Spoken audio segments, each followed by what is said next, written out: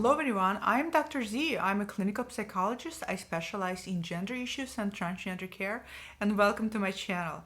What I'd like to talk to you today about is gender dysphoria, because number one question that I get asked all of the time by cisgender people as well as gender diverse individuals is whether gender dysphoria is a mental illness. Before I can give you my professional opinion on what I think, I'd like to share with you some of the historical context to give you a little bit better understanding of what we're talking about today. Gender dysphoria first entered DSM-3 in 1980. If you don't know what DSM is, let me show you. DSM, or known as Diagnostic Statistical Manual, is a handbook of mental disorders published by American Psychiatric Society, or American Psychiatric Association, I would say. And as you can see, this is right now in its 5th revision. So this is DSM-5. When gender dysphoria first entered it in 80, this was DSM-3. And essentially what it is a handbook that is used by people like myself and mental health professionals all over the United States as well as the world in order to derive a diagnosis. Now, DSM is really helpful in so much as it enables me to see how certain symptomatic clusters fit together to constitute a diagnosis. What's really important to keep in mind is that not everything in DSM is a mental illness.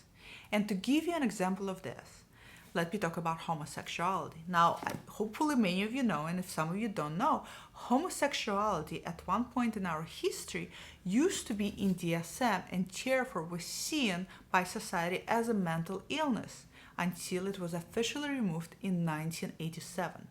So you can see how something that constitutes just a normal, healthy sexual expression, such as sexuality, at one point in our society was seen as a mental illness because it was in DSM. So DSM is helpful, and DSM is also hazardous in so much that it can pathologize normal human behavior into mental illness. And this is what we're talking about today. In 1980, when gender dysphoria entered DSM, it was met with controversy. Some critics on one side argued that including gender dysphoria in the DSM further pathologized a minority of gender diverse people. Now, on the other hand, other critics have argued that also including it in DSM further reinforces the binaries that we have today in our society, male and female. I couldn't agree more. Now, if you were to ask me, in my professional opinion, and this is an opinion that is shared with many of my colleagues who work in this field, gender dysphoria is not a mental illness. Let me say that again. Gender dysphoria is not a mental illness. What I do believe is that symptoms stemming from gender dysphoria, such as depression and anxiety and isolation, just to name a few, are psychological in nature, but gender dysphoria in of itself is not a mental illness. I wholly believe that gender dysphoria is a medical condition. What I mean when I say medical condition is that I believe that individuals are born with a brain aligned more with desired gender versus in their biological sex. We also have neuroscience now indicating that that actually is the case. And I'm going to link some of the articles below for you to read in case if some of you are interested to learning more about that.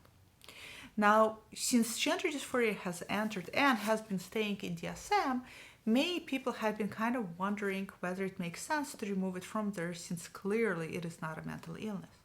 The problem with removing gender dysphoria from DSM is kind of a twofold. On one hand, removing gender dysphoria from DSM is robbing these individuals from being able to be recognized as a group of people that are really symptomatically struggling with incongruency, right? On the other hand, removing gender dysphoria from the DSM may prevent these individuals from getting medical services they need, such as hormones and surgical procedures they need for transition. Because at some point, insurance just might say, hey, these procedures are cosmetic and they're not really medically necessary. So it becomes quite a bit of an ethical issue. What I'd like to ask you is, what do you think? What are your thoughts on gender dysphoria? Whether you think it's a mental illness or whether you think it's a medical condition, or what are your thoughts on that? And I would love to see your comments below. I'd love to hear what you have to say. I also would like for you to subscribe to this channel and like this video because I do plan to produce some really good content and I'd love for you to be a part of it. Thank you. Bye.